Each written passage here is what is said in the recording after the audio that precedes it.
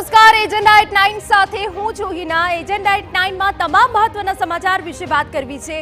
સૌથી પહેલા બુલેટિનમાં વાત કરી રહી રાજ્યમાં પડેલા સાર્વત્રિક વરસાદે 24 કલાકના આંકડા અમે આપને આપી દઈએ।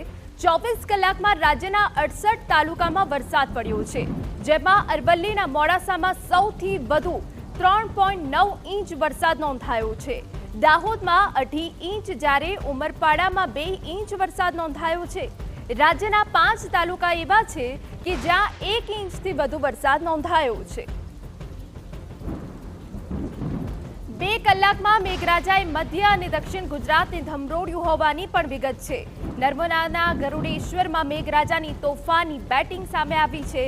2 કલાકમાં નર્મદાના ગરુડેશ્વરમાં 5.5 ઇંચ વરસાદ પડતા જળબંબાકારની સ્થિતિ સર્જાઈ ગઈ છે। 2 કલાકમાં સુરતના ઉમરપાડામાં 4 ઇંચ વરસાદ પડ્યો છે, ત્યારે તિલકવાડામાં પણ 2 જ કલાકમાં 2 ઇંચ વરસાદ પડતા સર્વત્ર જળબંબાકારની સ્થિતિ જોવા મળી રહી છે। તો વહેલી સવારથી આ 2 કલાકમાં ધોધમાર વરસાદ પડી રહ્યો છે। વીજળીના કડાકા ભડાકા સાથે વરસાદ પડ્યો છે। સૌથી વધુ વરસાદ જો પડ્યો હોય તો ઉમરપાડામાં પડ્યો છે। મધ્ય ગુજરાત અને દક્ષિણ ગુજરાતમાં વહેલી સવારથી જ મેઘરાજા બેટિંગ કરી રહ્યા છે, ત્યારે નર્મદાના ગરુડેશ્વરમાં પણ મેઘરાજાએ તોફાની બેટિંગ કરી છે। ગરુડેશ્વરમાં 5.5 ઇંચ વરસાદ પડતા જળબંબાકારની સ્થિતિ જોવા મળી છે। ખેતરો પાણી થઈ ગયા છે, જ્યારે જો સુરતની વાત કરવામાં આવે તો ઉમરપાડામાં 4 ઇંચ વરસાદ પડતા જળબંબાકારની સ્થિતિ સર્જાઈ છે। તિલકવાડામાં પણ 2 કલાકમાં 2 ઇંચ વરસાદ પડ્યો છે।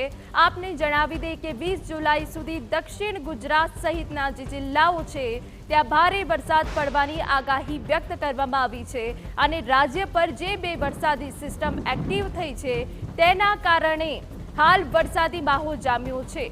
તો અમે આપને વિગતો આપી દઈએ કે જ્યાં 24 કલાકમાં 68 તાલુકામાં નોંધપાત્ર વરસાદ પડ્યો। અરવલ્લીના મોડાસામાં સૌથી વધુ 3.9 ઇંચ પડ્યો, જ્યારે બીજી તરફ સુરતમાં એટલે કે દક્ષિણ ગુજરાતમાં પણ મેઘરાજા જોરદાર બેટિંગ કરી રહ્યા છે, અને ઉમરપાડામાં 4 ઇંચ વરસાદ, જ્યારે તિલકવાડામાં 2 ઇંચ વરસાદ નોંધાયો।